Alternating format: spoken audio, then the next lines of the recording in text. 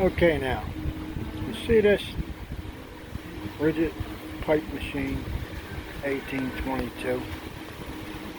And we got a few of these, like 5 of them, I guess. So sometimes when I change the cutter, or not the cutter, the jaw insert. It's right here, number 27. Number 27, jaw insert, that's what it's called. 3 of them. It comes with screws, with 3 screws. And the screw is what holds them in. See, I got one out of the machine right here. See that screw? Well, that's a screw that it's a different screw. I'm trying, it has a bigger head on it. It has a big head on it. But the other ones don't. And sometimes you change these things, and in a little while they fall out because the damn screw. Let me see if I can show you. There's the screw. The screw on the top's the one that comes, that they give you, and this other one I found, and I cut it off. It's got a bigger head on it.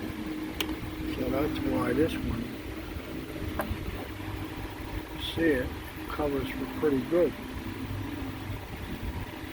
The other ones don't. So sometimes they fall out because it's not in there straight, or they get bent or something. So I'm going to try to do these screws. This is some screws that I found here. They're just, it's a 1032, and anything, I guess, I had to cut them off, like I said, because they were too long. But it looks like I'm going to probably try these and see if we have less trouble with them. See, that covers me pretty good there. It goes up on that insert where the other ones don't, because the head's not that big. You know what I mean? So we'll see. I'll make up some of these screws. I'll cut them off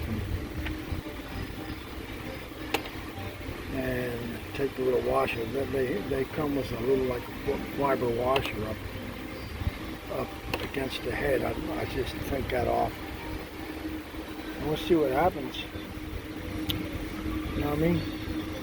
Maybe it'll work out better, and you have less trouble with inserts falling out on you. You know what I mean? We'll see. Okay. Catch you later.